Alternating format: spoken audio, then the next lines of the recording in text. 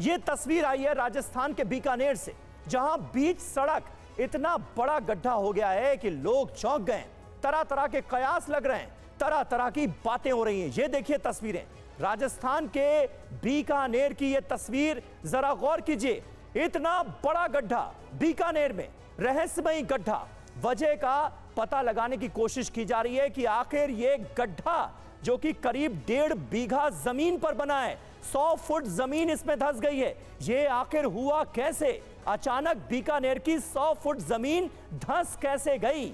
इसकी वजह का पता लगाने की कोशिश भी की जा रही है। तो देखिए, सड़कों के बीचों बीच इतना बड़ा गड्ढा, 100 फुट की जमीन अचानक धंस जाती है। आखिर क्या वजह है? ये पता लगाना भूवैज्ञानिकों के लिए अब एक पहेली है। 1.5 बीघा जमीन पर इतना बड़ा जमीन का हिस्सा और उस पर इतना बड़ा गड्ढा सड़क के बीचों बीच नजर आ रहा है। आखिर इसकी वजह क्या है, यह जानना अब बड़ी चुनौती है और इसका पता लगाने की कोशिश की जा रही है। राजस्थान के बीकानेर का यह इलाका है जिसकी तस्वीरें इस वक्त आपके सामने हैं। यहां पर रहस्यमयी गड्ढा नजर आया है। एक बड़ा इलाका अचानक गहरे गड्ढे में तब्दील हो गया। ये देखिए तस्वीरें। 16 अप्रैल को बीकानेर में एक अजीबोगरीब घटना घटती है जो अब तक लोगों के कौतूहल का विषय बनी हुई है। केलूड़करण सर इलाके का सहज रासर गांव, जी हां, इस गांव की जमीन में एक विशालकाय गड्ढा बनता है। 1.5 बीघा जमीन अचानक 100 फुट नीचे धंस जाती है, जिससे एक बड़ा क्रेटर बन गया। यह गड्ढा इतना बड़ा और इतना रहस्यमयी है कि इसे देखने के लिए अब लोग दूर दूर से आ रहे हैं। तरह तरह की बातें की जा रही हैं इस गड्ढे के बारे में।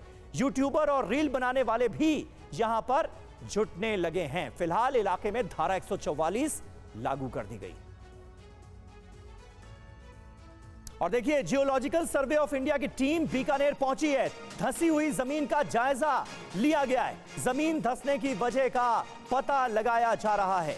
1.5 बीघा जमीन पर 100 फुट गहरा गड्ढा आखिर कैसे बन गया, इसके पीछे वजह क्या है, वजह जानने की कोशिश की जा रही है।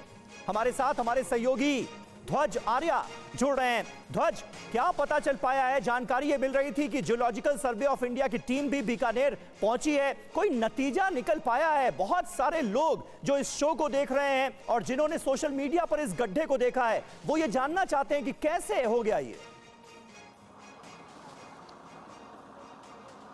देखिए, 11 दिन इस घटना को हुए जो है बीत चुके हैं, लेकिन रहस्य अभी भी जो है बरकरार है। बीकानेर का सहसर गांव है जहां 16 अप्रैल की रात को ये पूरी घटना हुई, जब किसान अपने खेत पर पहुंचा है और जब सुबह उसने देखा तो अचानक से उसकी 1.5 बीघा ज़मीन थी, वो 100 फुट गड्ढे के नीचे, मतलब वो नीचे जो है धंस गई थी और 100 फुट का एक गड्ढा वहाँ पर हो चुका था। मिट्टी कहाँ गई, ये भी एक कौतूहल का विषय है। और उसके बाद जब लोग वहाँ से निकलने लगे तो रील और सोशल मीडिया पर इसका वीडियो डालने लगे और प्रशासन के अधिकारी जो है तुरंत मौके पर पहुंचे और खुद जो कलेक्टर हैं वो मौके पर पहुंची और भीड़ को देखते हुए धारा 144 लगा दी गई है वहां पर।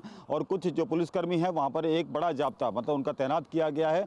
ये बड़ी घटना जो हुई है ये तो इसका रहस्य अभी तक बरकरार है। कल यहाँ पर टीम पहुंची थी, एएसआई की टीम जब यहाँ पर पहुंची और वैज्ञानिकों ने यहाँ पर जो है मिट्टी के कुछ जो है सैंपल लिए हैं, उनके सैंपल की जाँच के बाद ही उन्होंने कहा है कि इसकी जाँच होगी, उसके बाद ही कुछ कहा जा सकता है। लोकल कुछ लोगों से हमारी बातचीत हुई तो उन्होंने भी ये कहा है कि ये जो ज़मीन थी इसके नीचे पहले काफ़ी बड़ी मात्रा में जो है एक नहर बहती थी, ये या कोई नदी हो सकती है, इसी वजह से ये मिट्टी जो है धंस गई है। लेकिन जो टीम यहाँ पर पहुँची थी जीएसआई की, उन्होंने जो है इसकी जांच की है। उनका भी ये दावा है कि नीचे ज़मीन के नीचे काफ़ी बड़ी मात्रा में जो पानी है वो यहाँ से बह रहा होगा काफ़ी साल पहले। तो एक वजह ये हो सकती है, उन्होंने ये जो है उन्होंने जो कहा है और प्रारंभिक दृष्टि से उन्होंने यही बताया है कि ये एक वजह हो सकती है। हालांकि ये इसका पूरा खुलासा जब इस मिट्टी के सैंपल की जांच होगी उसके बाद ही हो सकता है। बिजली गढ़ी के नाम से ये पूरा जो इलाका है ये मशहूर है और ये बताया जाता है। लेकिन जब इनसे बातचीत की गई, वैज्ञानिकों से बातचीत की गई, तो उन्होंने कहा है कि ये कोई खगोलीय घटना नहीं हो सकती।